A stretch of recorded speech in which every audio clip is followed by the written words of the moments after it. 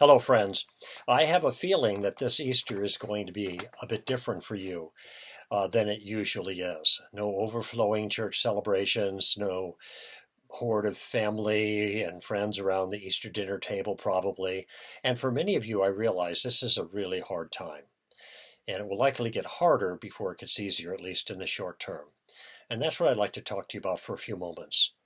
Different Christians have different reactions to Easter, and I'd like to tell you what stands out for me about Easter time and why it's so important to me during challenging times like this.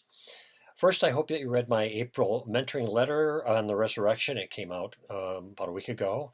It's titled, "This One Thing Could Destroy Christianity Completely." And there I give the reasons why we can be so confident that Jesus actually rose from the dead. If you haven't read it yet, it's at str.org, and I encourage you to take a look at it. I want to tell you the confidence that Jesus' resurrection gives to me personally. Here's what Paul says in Romans 4:25. He says that Jesus was raised for our justification, or in some translations, because of our justification.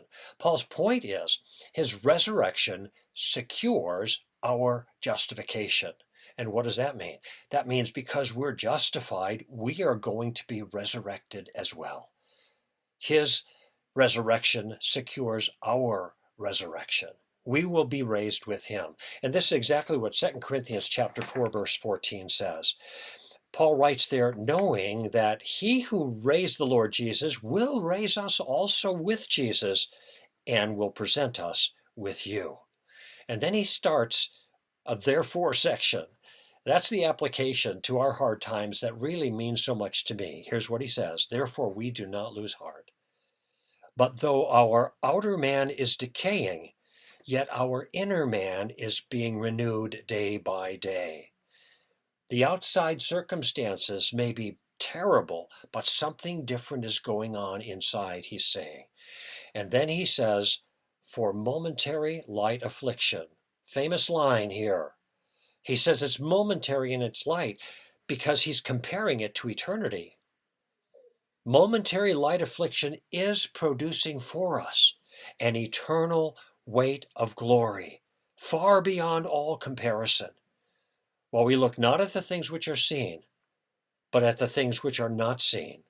For the things which are seen are temporal, but the things which are not seen are eternal. Simply put, no matter how hard it is now, here in our lives, we have a future.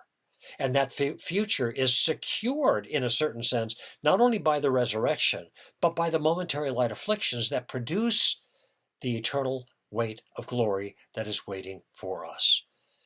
This life, friends, is the worst that it will ever get for us. It's uphill from here. When we measure time by eternity, our afflictions are momentary and they're light. We don't have to anguish about unfulfilled hopes or unfulfilled dreams or unfulfilled aspirations. We don't have to despair over the losses and the shortcomings of this life. So remember, this Easter, that no matter how hard it is or how hard it gets, no matter how dark it gets, we have a bright future. You have a bright future, and a long one, because he is risen, raised for our justification. And in the meantime, he is here. He is with us always, because he is risen indeed.